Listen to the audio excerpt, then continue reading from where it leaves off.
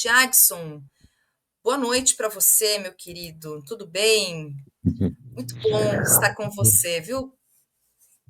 Ô, Thalita, muito boa noite a quem está assistindo. Uma honra estar aqui. Fico muito feliz mesmo. Obrigado pelo convite, um prazer.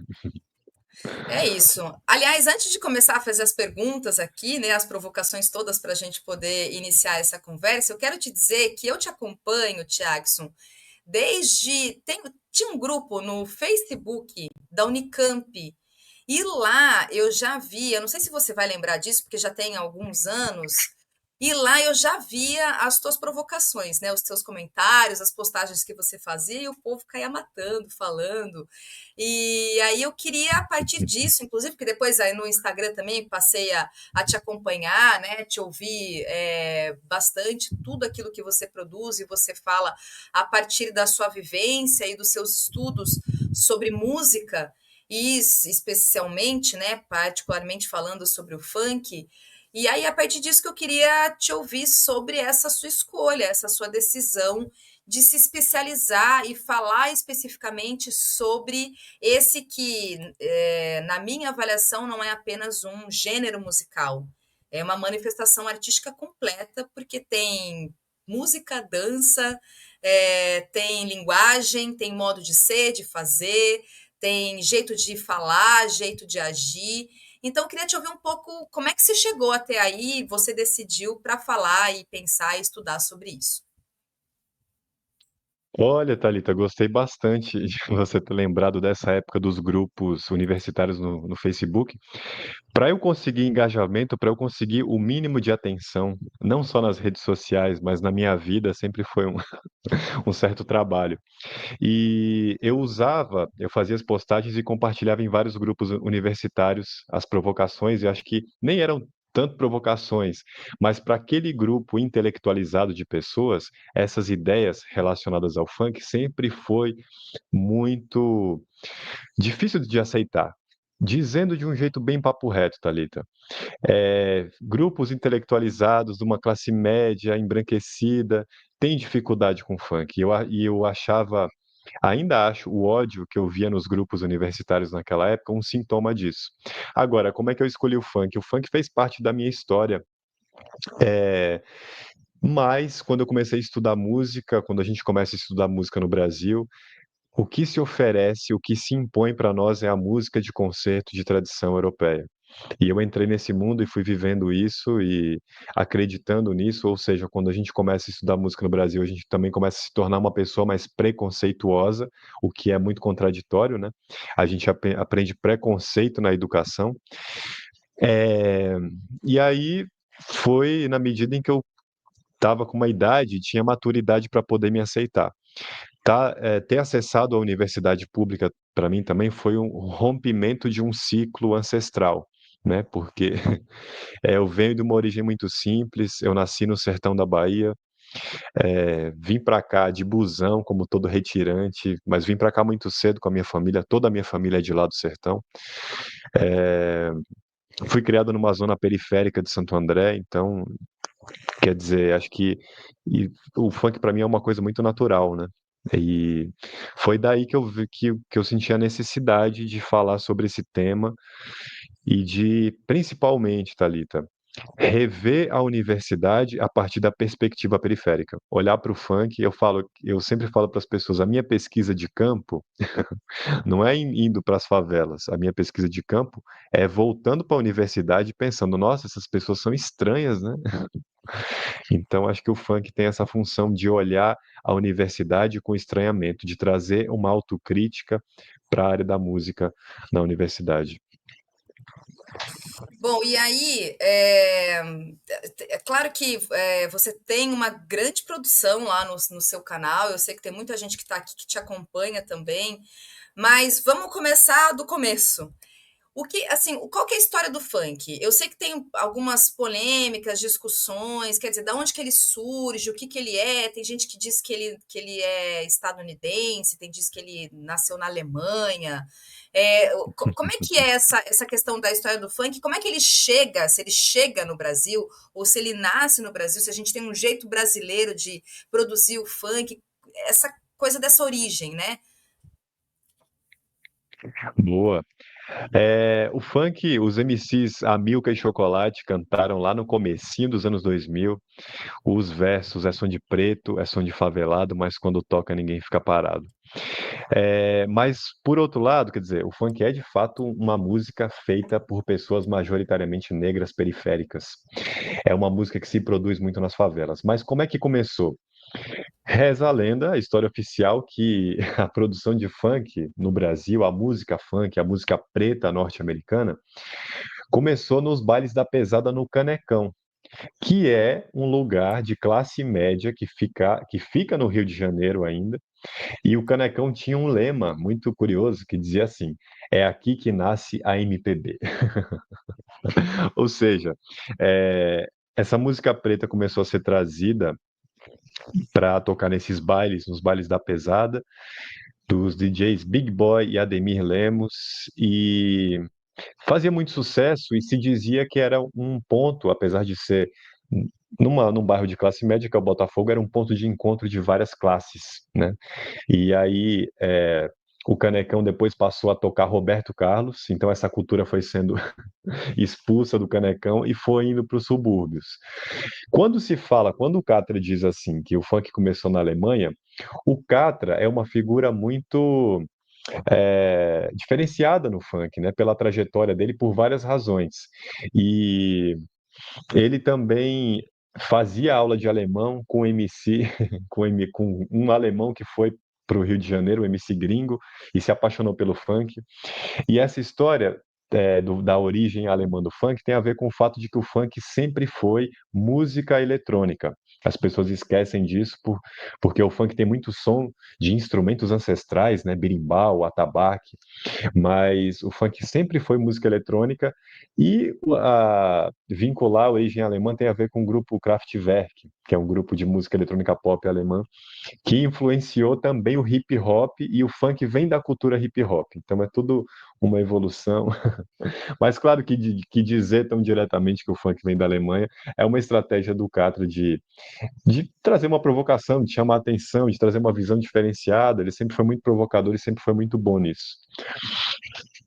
Mas aí, a trajetória dele, então, porque, por exemplo, eu vi um documentário que chama O Passinho é Foda, né? Que a dança do funk, o passinho. E aí ali tem uma informação de que o funk ele remete, ele tem uma raiz dos bailes soul dos anos 70. Eu não sei se exatamente fala sobre o passinho especificamente ou sobre o funk como um todo. Então diz também que é um pouco desse, que tem um pouco desse lugar também dos bailes soul, que é isso, né? A gente está falando de música negra. Tem um outro também, aí é isso, né? A gente está falando de algo que é muito diverso, me parece. Então tem muitas teorias, por exemplo, eu já ouvi também de que o toque do funk, pelo menos a batida do tambor é o agueré de Oxóssi, que é uma batida que você toca para o orixá Oxóssi. Quer dizer, a gente está tratando realmente de um gênero musical muito complexo, muito sofisticado, e de muitas variações, né, Tiagson? Como é que é isso na música, por exemplo? E aproveitando já para incluir nesse meu comentário, te pedir para você falar sobre isso, tem um vídeo que é um trecho de uma entrevista do Tom Zé, que ele vai analisar o Tô Ficando Atoladinha, que é maravilhoso aquilo, inclusive, é genial. E aí, a partir disso, são feitas todas as discussões e todas as questões mesmo que é sobre a questão da musicalidade do funk. Que talvez seja a partir disso que se tente criar algum tipo de critério para dizer que aquilo é uma música sofisticada, de qualidade, para tentar passar por um parâmetro acadêmico, talvez, né? Algo nesse sentido. Começando pelo final, é curioso essa tentativa de tentar sofisticar o funk, tentar colocar grandes elaborações ali, porque a arte não precisa disso. A arte é arte justamente porque ela não precisa dessa sofisticação e complexidade não significa mérito estético. Quer dizer, a música ser extremamente complexa não quer dizer nada do ponto de vista é, da importância social. Eu conheço, por exemplo, a Faculdade de Música me deu essa possibilidade de conhecer manifestações extremamente complexas, músicas que, inclusive, as pessoas não conseguem ouvir em casa, porque é preciso ter um equipamento específico para ouvir várias caixas de som espalhadas ao redor de um teatro, por exemplo. E é uma música muito complexa, eu estou me referindo aqui à música eletroacústica, que se faz nas universidades hoje. E qual a relevância da música eletroacústica no Brasil? Nenhuma, as pessoas mal sabem que existe. Então, não é preciso sofisticar o funk para ele ser importante esteticamente.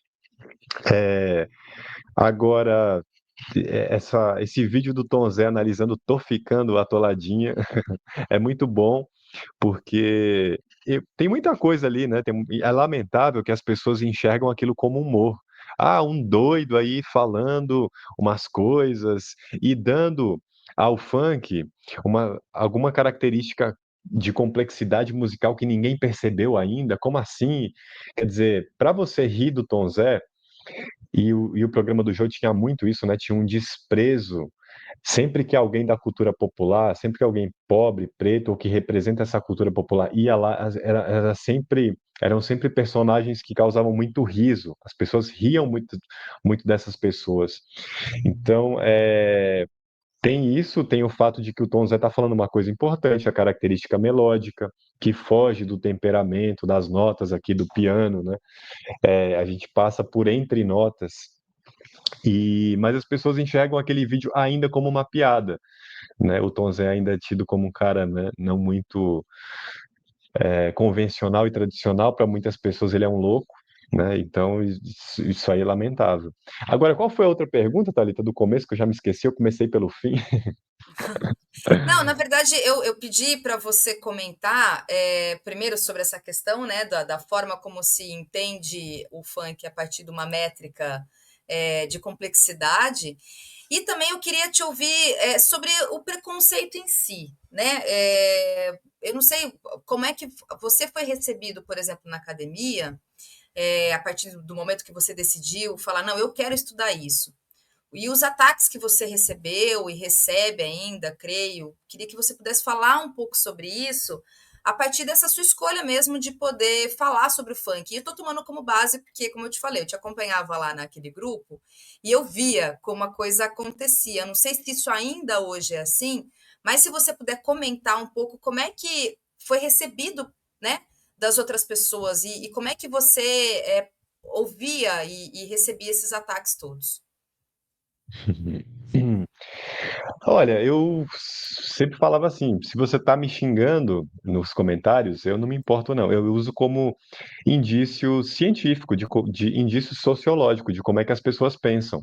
Então, as pessoas estão me xingando lá e eu sempre printo, acho os comentários muito interessantes para se pensar a sociedade, se pensar o Brasil. Por exemplo, é muito comum que homens, é sempre isso, eu até escrevi isso no meu livro sobre funk, que são sempre homens que vêm falar assim: você defende um gênero musical que objetifica a mulher. Aí eu sempre clico no perfil, são sempre homens brancos, e eu falo assim: gente, peraí, desculpa, mas eu não acredito que homem tá tão preocupado assim com essa objetificação dos corpos femininos. Então eu acho que no fundo existe um uso de algo que tem se tornado um consenso moral, que é essa preocupação legítima, que associa as causas e as lutas feministas, mas as pessoas se usam disso para deslegitimar o funk. E aí a gente consegue perceber um processo muito interessante ao longo da história. Quando o preconceito com o funk começou, e sempre os pesquisadores usam o Jornal do Brasil como um indício de quando, como uma documentação, as matérias publicadas no Jornal do Brasil nos anos 90, como o, uma amostra de como é uma documentação, um registro histórico de quando o preconceito musical com o funk começou. Naquele tempo, nos anos 90, quando o funk, essa cultura que era muito forte nas periferias do Rio de Janeiro, começou a ser conhecida pelas classes médias, e aquilo começou a ir para os jornais, e as pessoas não entendiam aquela cultura tão potente. O que se falava era assim: o movimento funk leva desesperança, uma matéria de Jornal do Brasil de setembro ou outubro de 92. E aí tinha o perfil do funkeiro. é um bandido por essência, de baixa escolaridade, baderneiro, esse tipo de coisa. Quer dizer, naquela época se cancelava o funk dessa forma. Hoje em dia, a sociedade mudou, os valores mudaram, e se você quiser censurar o funk e calar ele de alguma forma, você fala, ah, o funk é machista, ah, o funk é homofóbico, o funk é transfóbico. Então também tem isso. Claro que aquele velho preconceito do Jornal do Brasil ainda continua por parte de grupos conservadores, mas dentro de uma esquerda intelectualizada, o funk ainda sofre esse preconceito por supostamente ser uma música que objetifica a mulher, que é extremamente machista. Então, tem esse processo também. Mas eu acho que eu fugi um pouquinho da pergunta inicial de novo, né, Thalia? Não. Na verdade, é como é que você recebeu esses ataques, assim, ou não recebeu também, de repente, você foi muito, a sua escolha acadêmica, ela foi bem recebida ou não? Como é que foi isso dentro da academia, por exemplo, né? Uhum. Pensar o funk e produzir a sua tese de doutorado, por exemplo. Olha, como eu passei bastante tempo estudando música clássica e me envolvendo com isso, eu já até publiquei um livro, muito quando eu era bem mais novo, técnico sobre música. Eu senti que o meio musical, assim, a partir do momento que você sai do armário, eu falo, gente, eu sou periférico, sou nordestino, isso aí fez parte da minha cultura. A partir do momento que você mostra isso, a sua legitimidade musical faz assim, as pessoas duvidam, né? Ah, mas você sabe música? Mas você estudou mesmo música? Como assim você escolheu funk? Porque as pessoas têm aquela ideia, muita gente ainda tem essa ideia de que o funk é uma falta de escolha. Não, o cara faz funk na favela porque ele não conheceu Mozart, Beethoven, porque ele não pôde estudar música. E não é assim. O funk é escolha e o meu trabalho é nesse sentido também. Então tem esse processo. As pessoas duvidam da gente, tem muito preconceito dentro da academia, apesar de na academia eu ter entendido o que que as pessoas querem ouvir de mim e a gente joga o jogo. Então, no sentido assim, eu nunca tive artigo rejeitado, nunca tive problema de aceitação, consegui chegar num doutorado. Mas internamente eu recebi xingamento de professor no WhatsApp, sabe essas coisas? Internamente a minha presença, a relação pessoal comigo às vezes é bem tensa, as pessoas ainda me enxergam com muito preconceito dentro da academia.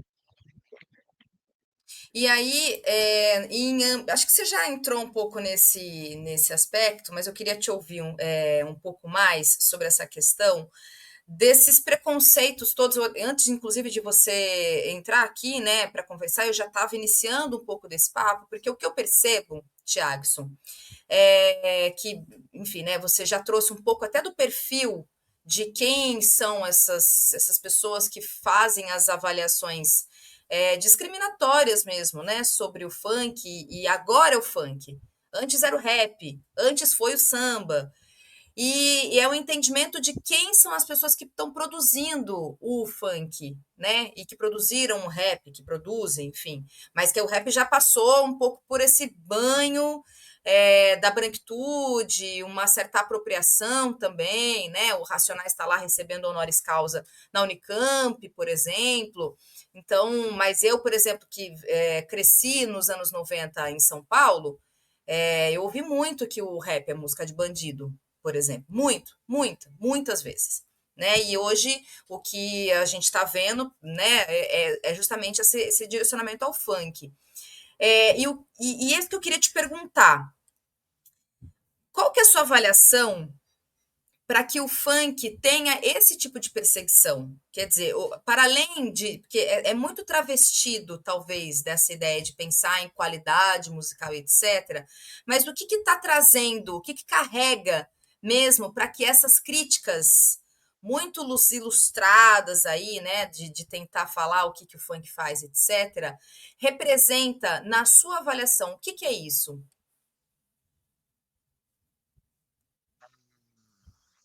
Isso é o racismo, né? O Brasil é um país extremamente racista, desigual, tem muita desigualdade social, e os julgamentos estéticos que se fazem no campo da música é fruto disso. Esse desprezo estético, e é curioso porque existe uma contradição, quer dizer, que é o seguinte: o gênero musical que é marginalizado, que é o funk, por exemplo, que está à margem da sociedade, ele, na verdade, é o centro da vida social musical do Brasil. O gênero, as pessoas do funk são marginalizadas, mas o funk tá no centro da vida social do Brasil. Isso sempre aconteceu com gêneros musicais populares. A música popular brasileira, de um modo geral, ela não é criação de homens brancos ricos numa posição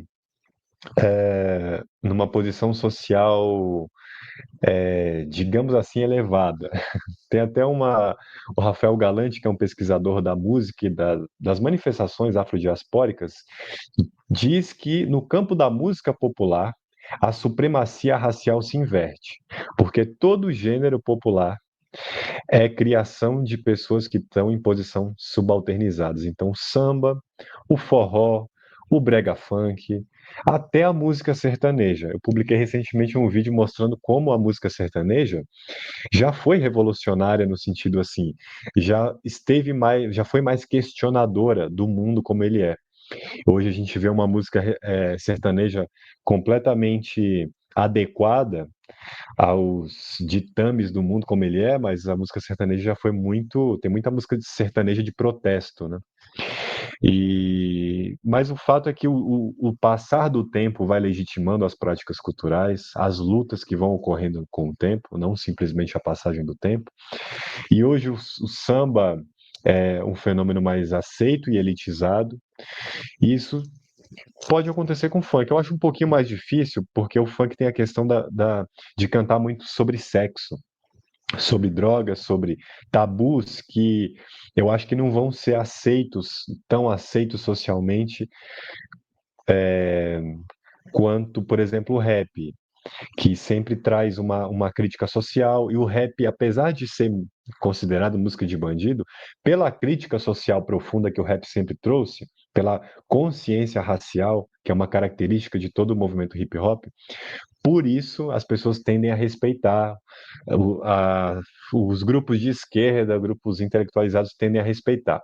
Agora, quando você mete o sexo no meio, cantado de um jeito explícito, ou seja, as pessoas tendem a enxergar que o sexo explícito cantado no funk é completamente despolitizado, é uma coisa de animal, uma coisa animalesca, sabe? E na verdade não, eu escrevi um texto que foi publicado pelo MAN, pelo Museu de Arte Moderna, falando a política da putaria, o quanto o funk é extremamente político, porque esse choque que causa é um choque político.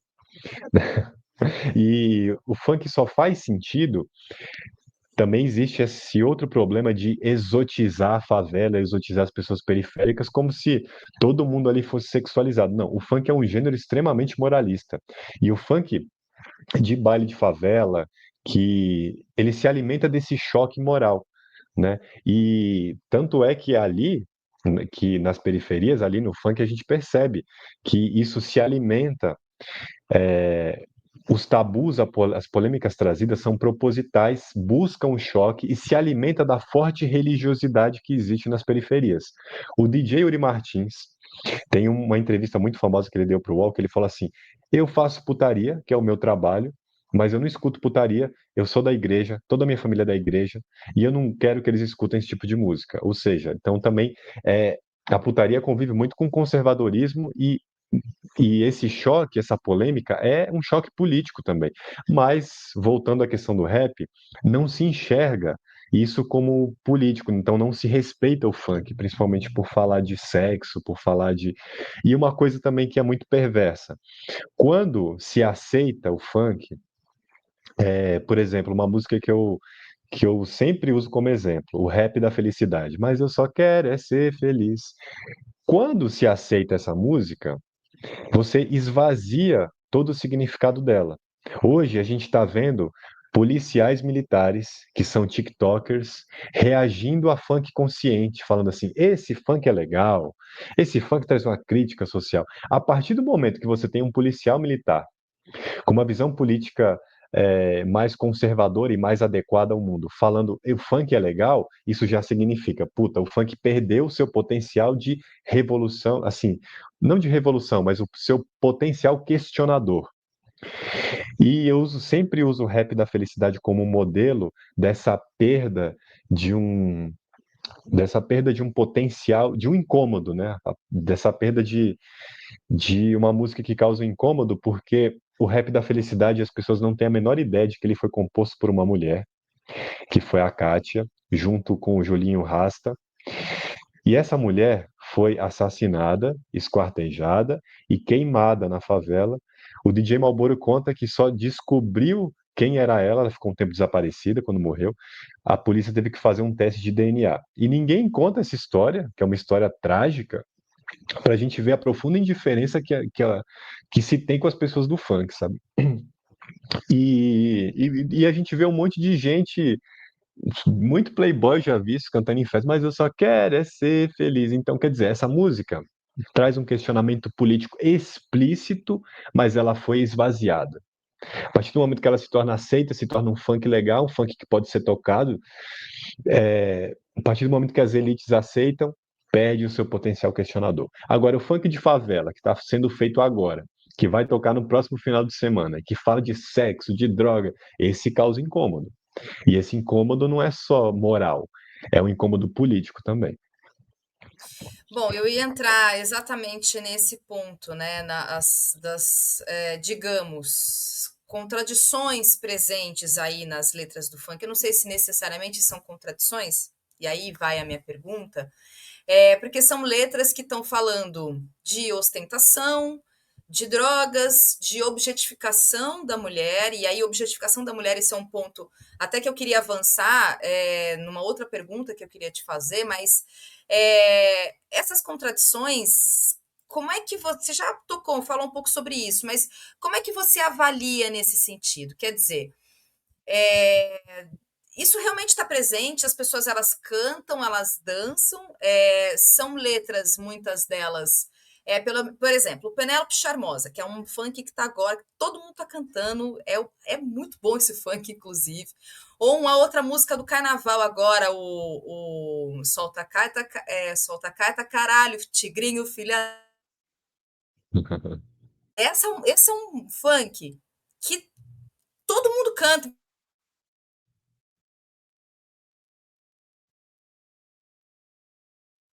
E Thalita, não tô te ouvindo, deu uma travadinha aqui. Eu não sei se sou eu que travei, né?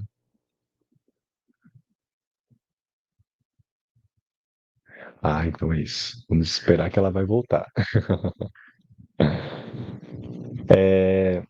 Eu me lembrei da versão politicamente correta dessa música do Tigrinho. Só solta a carta, baralho. Tigrinho, filho, me ajuda. Isso virou meme também, né? Porque fala sobre essa necessidade de, cara, tornar politicamente, tornar palatável uma música, tornar aceitável socialmente uma música que todo mundo, no fundo, sabe a letra. As periferias do Brasil têm uma outra relação com a infância e as crianças sabem a letra também. Essa necessidade desnecessária de trazer umas letras que fica até ridículo, né? No fundo, todo mundo sabe o que está sendo cantado, e mesmo na versão light, ele fala: Eu quero meu dinheiro para banhar umas 4 tchurras. Todo mundo está falando aí, todo mundo sabe do que está sendo dito. Acho que a Thalita voltou agora. Vamos lá, Thalita. Voltei, voltei. Você viu, eu comecei a falar, fui censurada. Brincadeira, gente, foi a minha Você foi, internet não, aqui que travou. você foi censurada. A versão dessa música que você cantou Pois é. tem que ser só a versão light. E aí também tem isso, né? Tem a versão original e tem as versões, digamos, palatáveis, né? Mas a minha pergunta é justamente essa, quer dizer, essas letras todas que estão permeadas, digamos, por contradições, é isso que eu queria te ouvir. Eu não sei se a hora que eu saí aqui você estava falando um pouco sobre isso. Não sei se vocês estão me ouvindo aí, gente, que acho que eu travei de novo ou não. Vocês estão me ouvindo, né?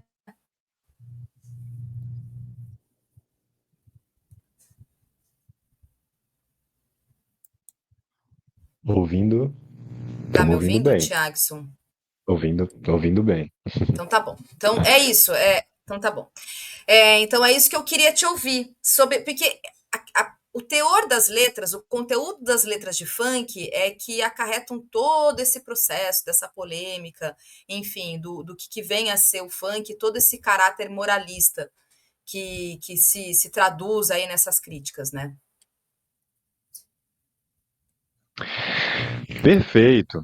É, sempre que se busca deslegitimar, desmerecer o funk, a gente percebe um julgamento nas letras, né? Nesse sentido. Mas também tem o julgamento musical, são vários níveis de julgamento, né? Ah, o funk é muito simples, é uma música repetitiva, são várias camadas aí. Mas sobre as letras, eu costumo pensar o seguinte, Thalita, que o que a gente chama de contraditório são coisas muitas vezes complementares e que a gente não conseguiu fazer um link, estabelecer a conexão dessas coisas.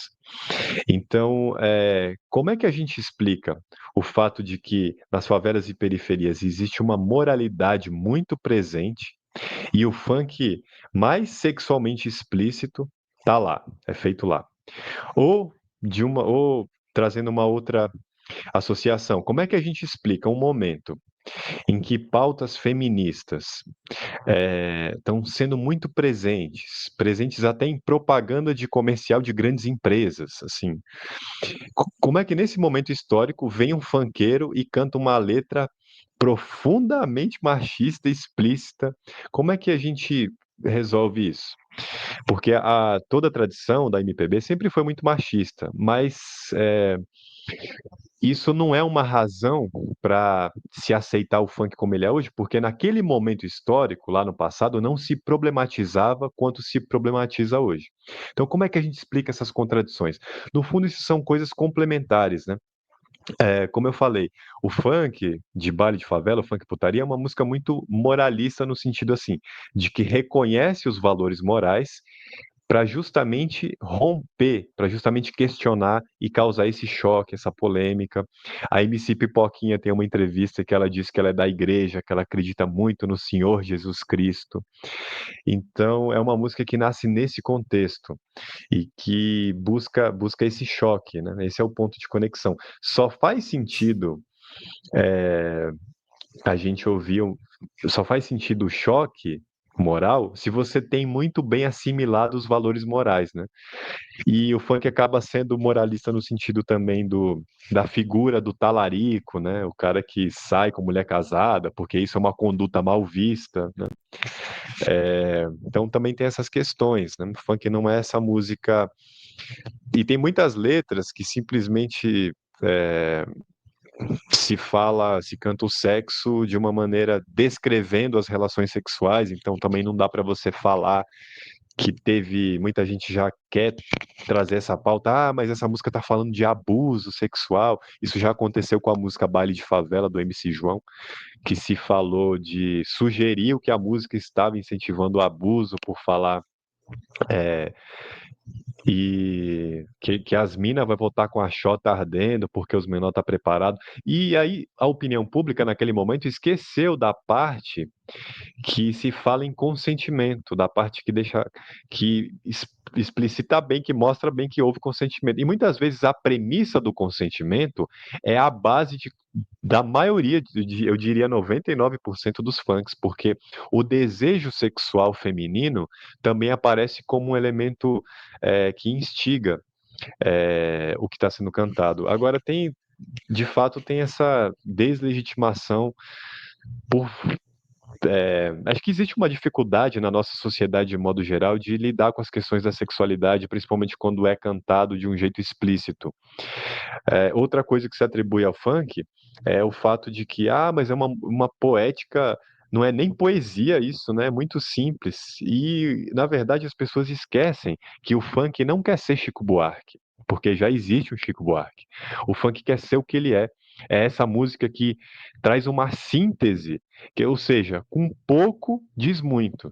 Ninguém tem dúvida do que está sendo cantado. E o funk trabalha justamente com isso. É papo reto, todo mundo entende. Não é amor daquela vez como se fosse a última, versus dodecassílabos alexandrino, não. É papo reto. E o funk é uma arte crua nesse sentido, tem essa crueza. Então, muita gente não quer entender essa essa intenção estética, isso é proposital. E coloca o funkeiro no lugar de uma pessoa que não sabe metáfora, que não sabe. Não, isso é profundamente preconceituoso, é você descredibilizar a intelectualidade do funk, que é uma intelectualidade que está ali presente, sim. E além da falta de subjetividade, que foi um argumento que eu ouvi, inclusive, sabe, Thiagson, que o funk ele não tem, não carrega a subjetividade da arte, portanto não pode ser tratado como arte, não tem o processo de abstração, por isso que as músicas. Isso eu tô trazendo aqui o que eu já ouvi e li também nas muitas discussões que eu fiz em relação à questão do funk. É, porque sempre precisa passar, como eu disse, né, por esse critério de uma certa estética mais eurocêntrica, eu acho que em resumo, né? Acho que passa um pouco por essa questão também. E falando sobre a questão, né, da objetificação do corpo feminino, né, de como as mulheres são retratadas nas músicas do funk, eu queria te ouvir um pouco como que você avalia, por exemplo, as próprias funkeiras, quer dizer, como as mulheres estão observando e estão produzindo as suas músicas, as respostas, inclusive, que elas dão em relação a letras que, sim, são machistas, né? E que não é uma exclusividade, inclusive, do funk, né? Acho que é sempre bom lembrar isso também, né? Há bandas e bandas de rock que carregam muito, muito machismo nas suas canções, outros gêneros musicais, mas aí tem um direcionamento para falar sobre o funk. E essas mulheres, elas entram na cena, né? Elas estão na cena do funk, produzem as suas músicas a partir, me parece também, das suas vivências, e aí elas são julgadas, inclusive, sobre isso. Passa um pouco por esse lugar também, porque daí aí sim a gente entra no recorte mesmo do machismo, né? Inclusive por quem vem de fora, para quem não vivencia o funk de fato. Não sei se você entendeu a minha pergunta. E tá no silencioso.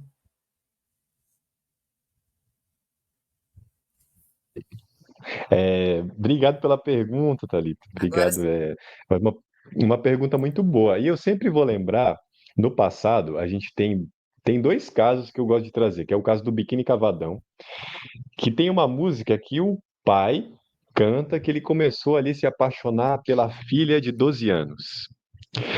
E aí, na letra, ele vai dizendo assim: mas será que eu vou? Será que eu não vou?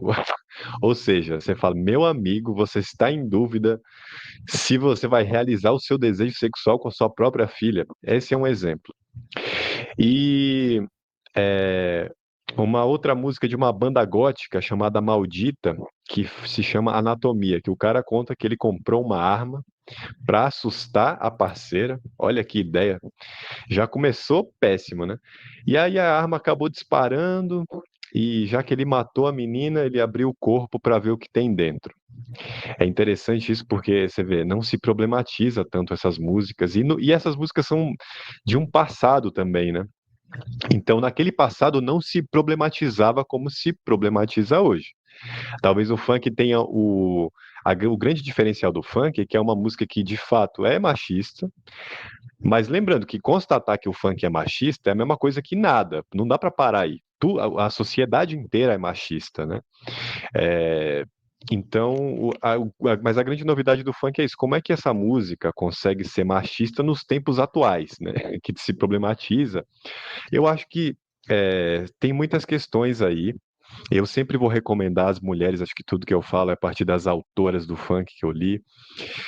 A Adriana Facina, por exemplo, e principalmente as mulheres pretas do funk, a Tamires Coutinho, a Juliana Bragança, a própria Renata Prado, que você citou no começo, e tem um trabalho muito, muito legal da Bárbara Cazumbá, que ela relacionou no mestrado dela letras de funk e violência e agressão com mulheres. Ela tentou relacionar esses dois dados, mas de uma maneira não no sentido de condenar o funk e dizer que o funk é culpado disso, mas um estudo acadêmico dessa relação.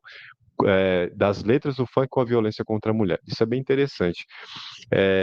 Então, eu acho que é isso. De fato, o funk é machista, mas quando se discute o machismo na sua origem, não é para ficar individualizando tal pessoa é machista. Ou seja, o machismo, assim como o racismo, é um fenômeno estrutural. E não está no gênero, não está só nos gêneros, não está só em grupos, é uma coisa que move a engrenagem da nossa sociedade como ela é. Então, acho que as pessoas acabam esquecendo um pouco disso. E também é preciso lembrar, essa polêmica da objetificação, ela é um pouco, ela é um pouco falsa, porque no fundo, o que objetifica, principalmente o corpo das mulheres pretas, periféricas, as que fazem o funk, e eu dou um modelo da Daisy Tigrona, por exemplo, uma mulher preta. Muitas dessas funkeiras trabalharam como diaristas, trabalharam limpando casa de playboy. E aí você vê, cara, o que objetifica o corpo são as relações do trabalho, em que o corpo, principalmente da mulher preta e periférica, é sempre uma força de trabalho descartável, que não recebe nem os direitos trabalhistas. Então, é, essa questão é muito mais ampla do que está no funk agora. Isso acaba sendo usado até por pessoas que, no fundo, nem se importam com essas causas, com o objetivo de impedir que o funk exista. E isso é muito cruel, muito covarde, né?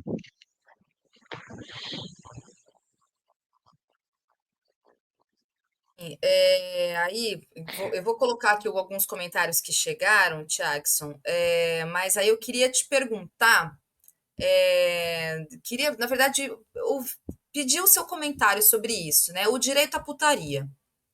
O que que é isso? O que que eu tô falando sobre isso? Você tá, né, de novo, você já entrou um pouco nessa questão, mas é porque eu vou trazer aqui um relato, tá?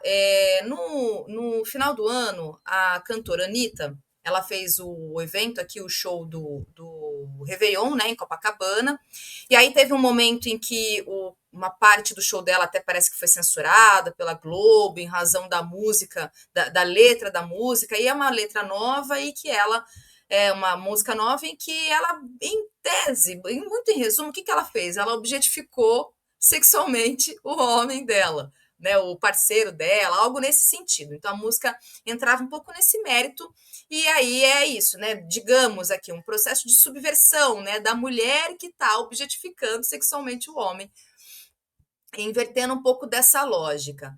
E aí, quando assim, todas as manifestações que eu fui ouvindo a partir disso era a Anitta. Primeiro, tudo que se pensa, e eu estou falando, claro, de uma cantora que não é necessariamente negra, tem uma discussão sobre o que ela é, etc., na minha avaliação, né? Se ela é parda, se ele não é, enfim, isso é um outro assunto, mas ela tá muito enquadrada a partir de um padrão muito específico sobre, né, a mulher. Já é uma cantora de muito sucesso, já foi para o pop, etc. Enfim, a Anitta, que todo mundo conhece. E aí, todas as opiniões que eu ouvia de caráter moralista sobre isso é, ela não deveria cantar sobre isso. Tem crianças na sala ouvindo essas músicas, ouvindo na televisão. Ela está fazendo um show de Réveillon que tem famílias. E que então ela está trazendo uma conotação que traz a mulher nesse lugar depreciativo.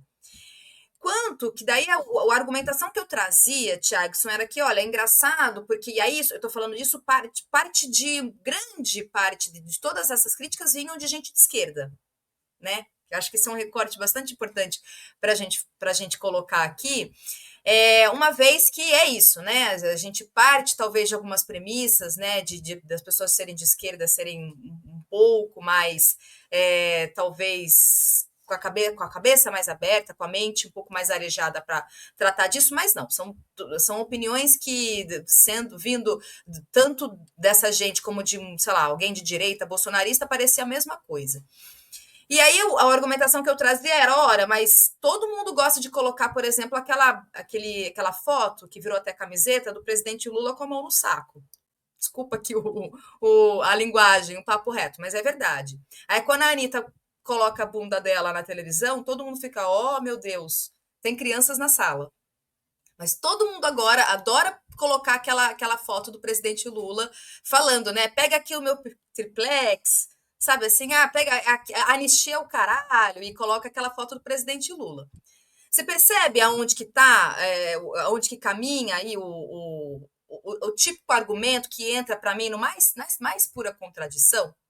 E aí eu estou falando tudo isso, trazendo um pouco desse relato, né? O emaranhado que é tratada essa questão do funk, sobretudo das mulheres do funk, e aí tem toda uma, para mim também tem um caráter completamente preconceituoso e machista, porque são mulheres que me parece que estão falando de sexualidade de maneira muito explícita, muito clara, e aí vai a minha pergunta, Thiagson, pelo direito à putaria, sabe? Pelo direito das mulheres falarem sobre as suas vivências e experiências sexuais. Queiramos ou não queiramos, os jovens transam, sabe? Então, é isso que eu queria te ouvir, porque eu sei que você traz muito nos seus conteúdos, né, a partir das suas avaliações todas que você faz, do estudo que você faz sobre o funk, sobre essa questão mesmo. Né? Por isso que é essa a minha pergunta, quer dizer, o direito das pessoas terem as suas vivências sexuais e falarem sobre isso. Pô, boa pergunta. De fato, tem o moralismo. Eu tenho estudado bastante essa questão do moralismo, Thalita, e o moralismo é definido como essa adesão irrefletida da tradição. É quando você reproduz costumes tradicionais e essa reprodução, ela não é acrítica, você não critica, então você acaba reproduzindo a tradição. Mas eu acho que existe uma diferença bastante interessante que quer dizer, existe, antes de entrar nessa diferença, que é o seguinte. Então, o que caracteriza o moralismo é uma certa ausência de questionamento. Não se questiona as coisas. E, de fato, quando você mostra essa contradição, é muito boa para mostrar para as pessoas que isso. Olha, que inconsistência é essa que um homem pode cantar tal coisa, um homem pode mostrar, pode falar é o caralho, meu ovo, não sei o quê, mas a mulher, quando canta, é polêmico. Então, a gente sabe que tradicionalmente, já que o moralismo é essa repetição da tradição, a mulher é colocada num lugar em que, nossa, se ela manifestar a sexualidade, vai ser muito mais problemático, e de fato é.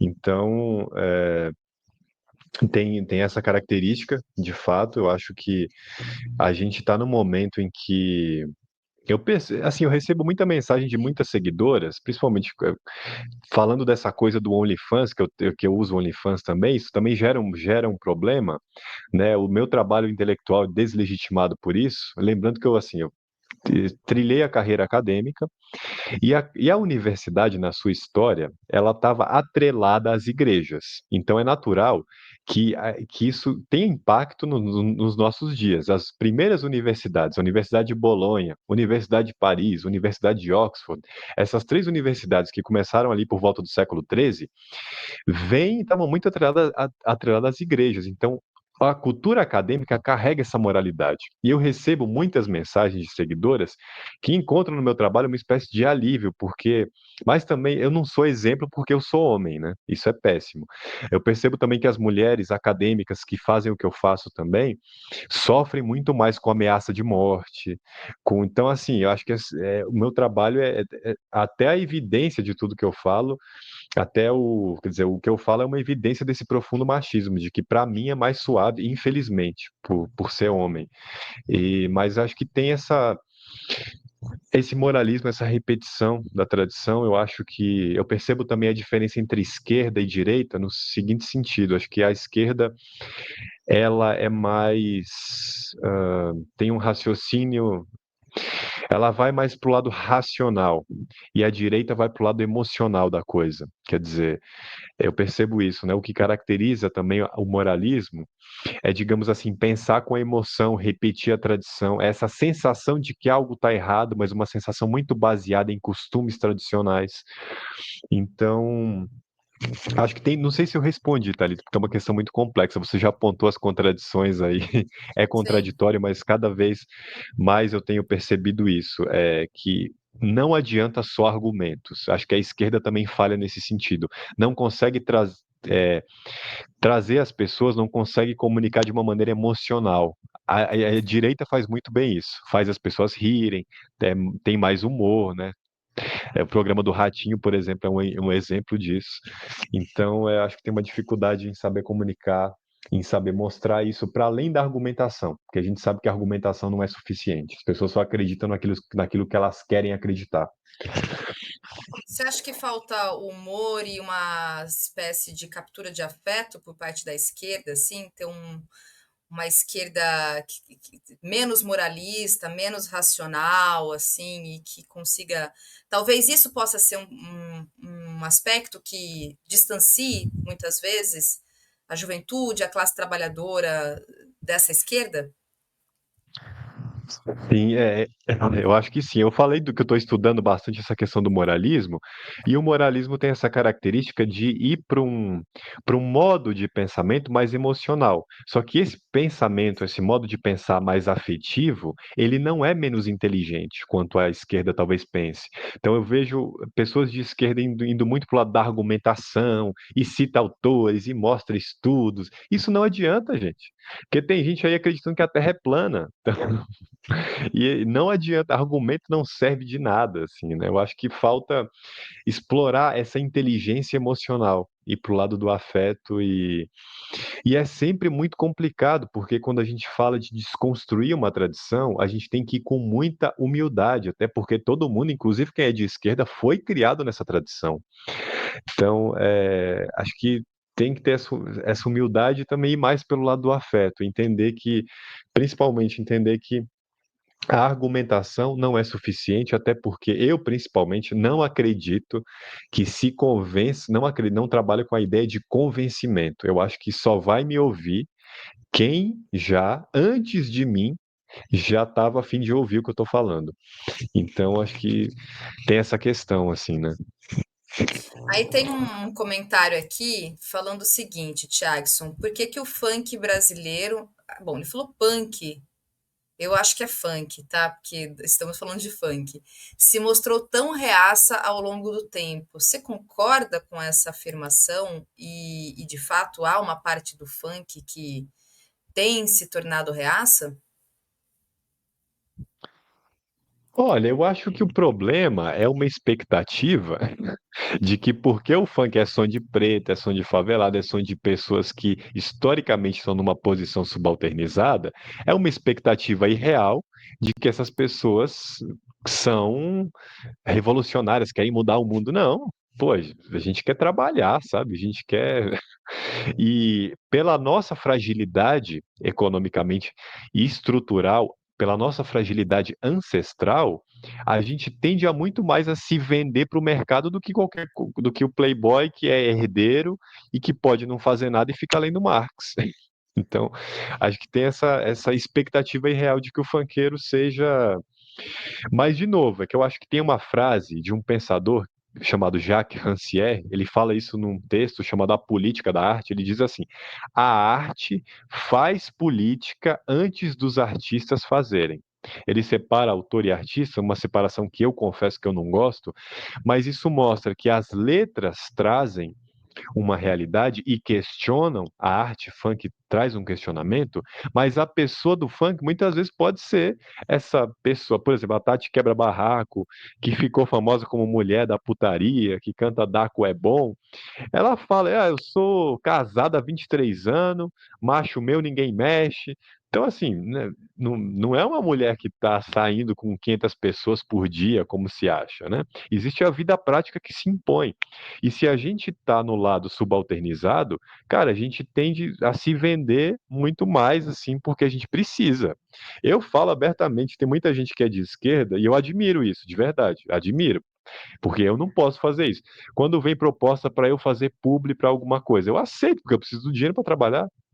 Então, acho que tem essa questão também que a gente não pode esquecer, né? Essa expectativa irreal de que Os funkeiros são os grandes questionadores, são as pessoas mais frágeis e que precisam trabalhar e que têm uma carência ancestral, parceiro. Acho que é isso. Muito bem. Bom, vou ler mais alguns comentários aqui, Tiagson, antes da gente finalizar sua primeira participação aqui. Digo primeira, porque, claro, que eu quero que você venha mais vezes ao Cultura Brasileira. Mas deixe-me ler aqui os comentários. Olha só, o Carlos Falcão diz: não tenho qualquer conhecimento sobre funk, mas parece que tem alguns moradores que se queixam do barulho dos bailes, que impediria o descanso dos trabalhadores locais. Isso realmente é muito recorrente, né? Esse ponto sobre a questão do barulho dos bailes, que atrapalha os moradores, essa reivindicação, digamos, ela é bastante recorrente, não, Tiagson?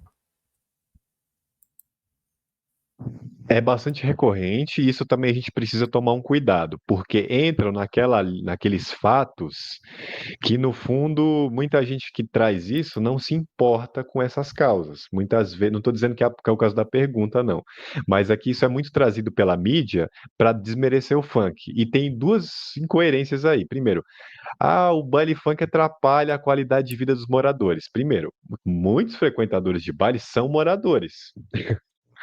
Segundo, tem aquela distinção, mas atrapalha os trabalhadores, como se quem frequentasse o baile funk não fosse trabalhador. Parece que o funkeiro é uma raça de zumbi que vem de fora e vai lá atrapalhar a favela. E não é assim. Agora, que atrapalha o sono, atrapalha, porque é uma festa barulhenta e às vezes tem comunidade que o baile já se organizou, que as pessoas até têm que sair. Sexta-feira, hoje eu vou sair daqui porque na minha rua vai ter baile, vou dormir na casa de não sei quem. Isso realmente atrapalha, mas isso é fruto. Mas assim, o barulho nas favelas, e eu falo com conhecimento de causa, porque eu me lembro quando eu morava na periferia de Juazeiro, não existe um planejamento de nada, de absolutamente nada na vida da favela e da periferia. Então, os barulhos acabam vazando mesmo. Então, o que atrapalhava o meu sono quando eu morava na periferia de Juazeiro era a igreja. A igreja lá no culto e a gente não podia ver uma novela porque a gente era vizinho da igreja, aquele barulho doido. Então, isso é fruto de uma precarização de um lugar que vai se refletir na precarização da vida sonora. E às vezes você vai ouvir o vizinho transando, você vai ouvir o que você não quer ali, porque não é então, essa questão do barulho, ela vai muito mais além do que o baile funk. É uma questão bem de uma certa imposição do convívio. As pessoas adoram falar essa besteira também. Mas na cultura da favela tem mais coletividade, não sei o quê. Sabe essa romantização da favela? Mano, as pessoas às vezes são obrigadas a conviver, sabe? Então, tem essa questão também. Bom, e aí, seguindo aqui, gente, tem um outro comentário aqui também. O Evandro disse que há uma concorrência entre funk e o samba nas comunidades. Não sei se isso necessariamente é uma verdade também. Eu acho que pode ser algo talvez geracional, mas a galera que gosta do samba gosta do funk também.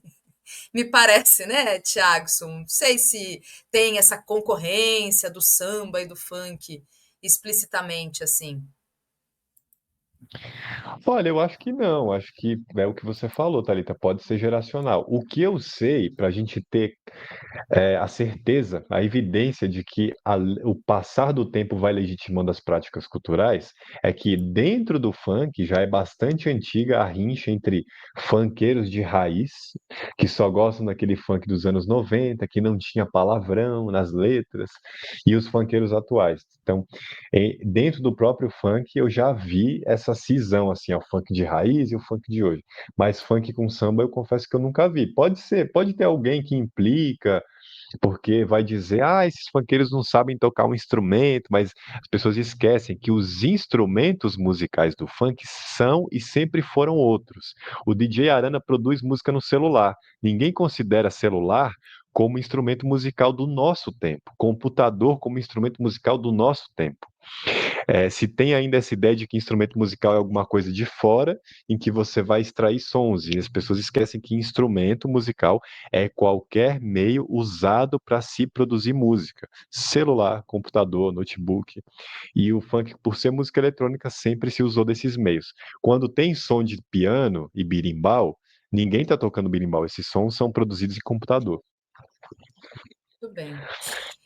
Bom, e aqui o Viagem Atômica comenta, podem achar o que for do Tiagson, mas não dá para negar que o pensamento dele é inovador para os padrões da academia. Muito bem, tá aí então o recado para o Tiagson.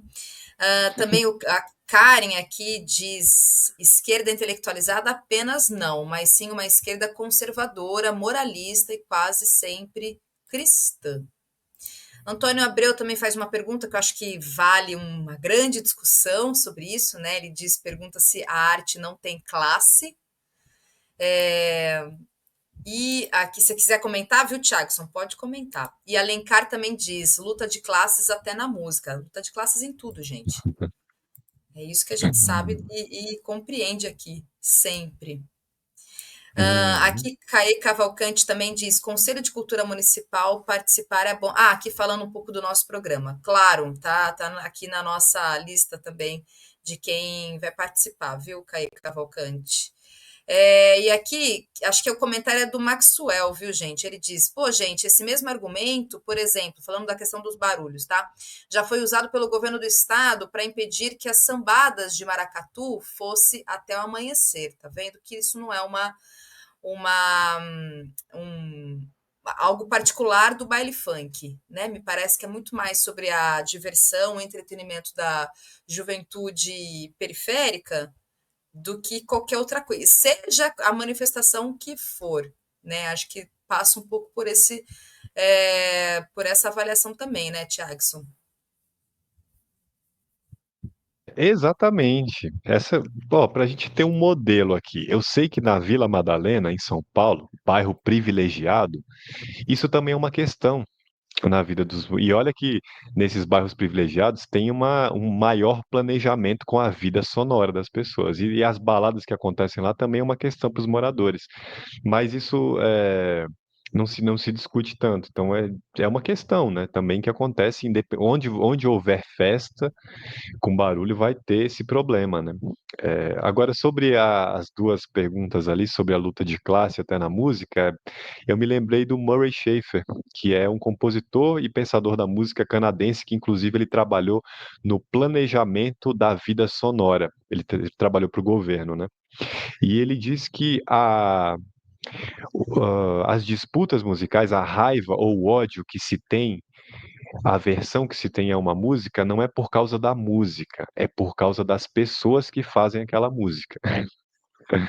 É, Isso. e, e também sobre a arte não tem classe, eu prefiro pensar numa. Eu não gosto muito de pensar nesses substantivos abstratos assim. Então eu gosto de pensar na definição do Ernest Gombrich, no livro da História da Arte, que ele diz assim: não existe arte, existem artistas, né? Essa coisa de humanizar e socializar a arte, eu acho que isso é bem interessante. Então, são vários artistas com várias classes sociais, com disputas de interesse, e aí é isso. Tá certo. Tiagson, obrigada. Tem um último comentário. Assim, agora é o último mesmo, eu te prometo, tá?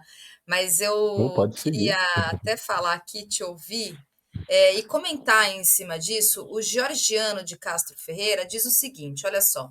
Na minha época, a música da classe trabalhadora era o punk rock. Não consigo ouvir funk, carioca, nada contra, mas não é a minha praia. Eu não sei quantos anos exatamente, que eu estou na minha época, né? Enfim, da onde que ele está falando exatamente, Georgiano, se você quiser até comentar aqui. Mas eu queria, assim, te ouvir sobre isso, mas fazer um comentário antes, tá? Essa pretensa ideia do que é a música da classe trabalhadora, assim, eu acho que a gente precisa ter uma certa parcimônia para pensar, porque, primeiro, para a gente entender o que é a classe trabalhadora. Por exemplo, eu avalio que a música da classe trabalhadora brasileira é o funk, o pagode, o sertanejo, o samba, o brega. Tem um pagode do Negritude Júnior que ele faz, inclusive, uma participação junto com o Racionais. O Racionais ele faz a introdução e depois entra o pagode do Negritude Júnior, que começa: esse samba é da gente pra gente, que vive a pegar no batente, com fome, com chuva ou doente, que sabe que tem que trabalhar. Esses... Então, quer dizer, aí se você pegar, na minha avaliação, esse samba, esse pagode é um samba, mas enfim, pagode aqui, né? Essa é uma outra discussão, pagode e samba, mas na minha avaliação, esse é, por exemplo, uma música da classe trabalhadora. Eu não sei se isso é uma coisa do interior de São Paulo só, mas, por exemplo, salário a gente chama de pagode. Quando era o dia de receber o pagamento, a gente falava, caiu o pagode hoje. Ouvi muito isso. Ah, hoje é dia de pagode. Então, assim, acho que é só entender o que, que é música de classe trabalhadora. O punk rock pode ser, talvez, aqui, aí é importante talvez a gente ouvir, pode ser a música da classe trabalhadora inglesa, talvez, ou de uma parte da classe trabalhadora brasileira, que é uma classe média, branca, que entende inglês. Não sei se exatamente o punk rock era a música da classe trabalhadora e agora é o funk. Então, acho que antes da gente entender o que é música da classe trabalhadora, a gente precisa saber quem é essa classe trabalhadora, sabe? Não sei se você concorda comigo, mas queria te ouvir sobre isso também, o Tiagson. Não, concordo plenamente. Eu acho que sobre essa questão social, Thalita, você já avaliou muito bem. Eu só quero chamar a atenção para um lado neurológico. Tem um pesquisador chamado Daniel Levitin, da psicologia da música. Ele tem um livro popular, não é um livro acadêmico, chamado A Música no Seu Cérebro. E ele investigou por que as pessoas vão se apegando às músicas do seu tempo, seja lá o que seu tempo significa. Mas ele descobriu que a música que a gente ouve no começo da adolescência, por volta de uns 12, de uns 10 até uns 16, 18 anos, é um caso de uma música, nessa etapa de desenvolvimento humano, a gente não vai esquecer as músicas nem em casos de Alzheimer. Então a gente tende a se apegar também nas músicas desse período. Então acho que tem um corte geracional e que é um corte essas questões geracionais também, isso não é uma regra geral. Por exemplo, eu continuo gostando de músicas muito atuais, né? Isso também tem a ver com a predisposição da pessoa a ir se adaptando, a ir se fixando no seu gosto no passado. Tem muitas razões, mas tem essa diferença geracional que faz até que na própria periferia exista uma briga, né? Ah, mas eu quero ouvir o forró do Frank Aguiar, mas isso aí não toca mais hoje, tem que ouvir, sei lá, a música do Tigrinho que você cantou. Então tem para além da luta de classes, tem as razões de como é que o nosso cérebro processa a música. Isso aí. Tá certo, Thiagson. Obrigada mais uma vez, então, Eu que por agradeço. atender aqui os nossos convites, vir ao Cultura Brasileira. De novo, quero trazer você mais vezes, sempre que possível, para a gente discutir, falar de arte, de música. E é isso. Valeu. Até a próxima. Muito obrigado, um beijo. Valeu, gente. Tchau, tchau.